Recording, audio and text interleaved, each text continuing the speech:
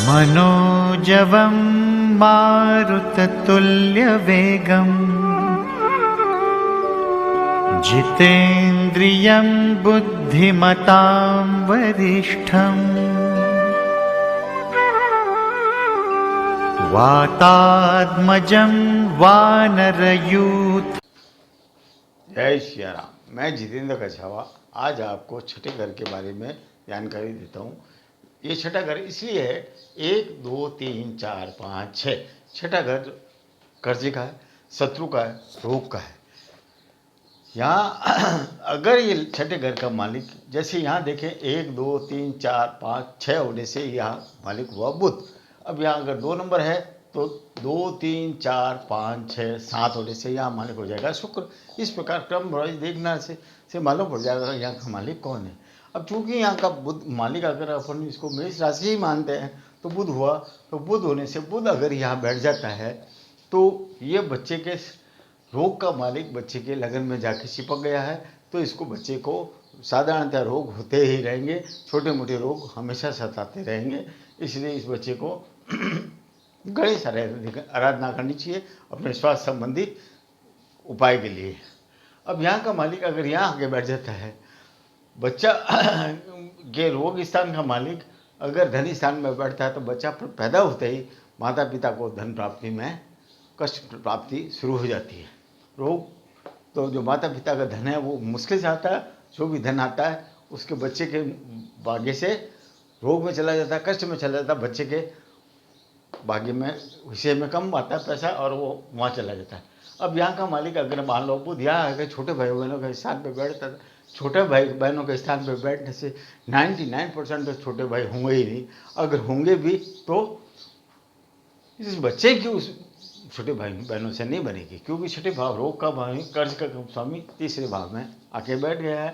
तो ये जो भाव है वैसे हिम्मत का है, साहस का है। तो ऐसा व्यक्ति कोई भी कार्य करने में हिम्मत और साहस की कमी महसूस करेगा। इस भाव का स्वामी अगर यह माता स्थान पर बैठ जाता है तो ये बताता है कि बच्चा जब भी पैदा हुआ माता को कष्ट हुआ है। माता को कष्ट कैसे हुआ है? ऑपरेशन से हुआ है या कोई और भी मुश्किलों का सामना करते हुए इस बच्चे का जन्म हुआ है।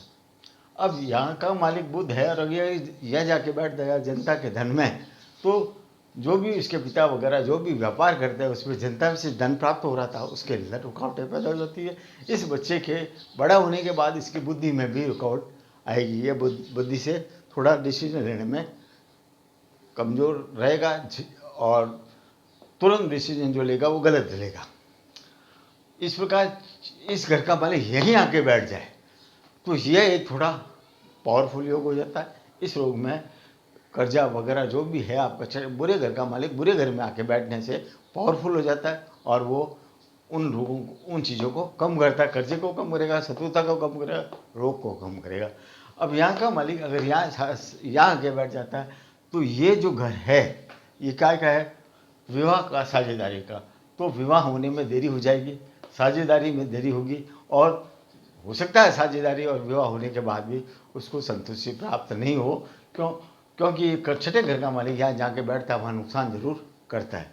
अब विवाह का मालिक भी अगर यहाँ आके बैठ जाता है तो ये बताता है कि विवाह में रोग, विवाह में मतलब शत्रुता।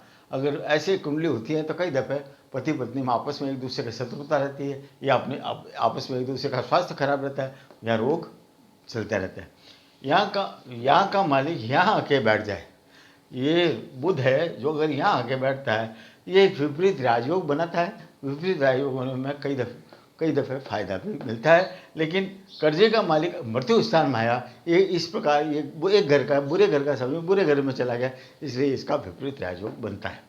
अब यहाँ का मालिक मान लो बुध है तो बुध यहाँ के आके पिता के घर में बैठ जाता है तो पिता के भाग्य में रुकावट देगा, पिता के भाग्य को आगे बढ़ने से रोकेगा। तो इस प्रकार पिता के धर्म को रोकेगा, पिता के भाग्य को रोकेगा। तो अगर ऐसी कंडीशन है तो पिता को उसके बच्चे का पैदा होने के बाद भाग्य में रुकावटें आने शुरू हो जाएगी। तो इस ऐसे बच्चे को पिता को है जो गणेश जी के 12 नाम का जाप करना चाहिए, जो कि आपको यूट्यूब में मिल जाएंगे। 12 नाम जाप करने से या संकष्टी गणेश जो मंत्र आता है उसको करने से आपको लाभ होगा। यहाँ का मालिक कर्म स्थान में आके बैठ गया, कर्म करने में ये बच्चा देरी करेगा, कर्म होगा नहीं, इसे सरकार से कोई भी काम करवाना जाएगा, इसका काम सरकार से हमेशा उलझता ही रहेगा।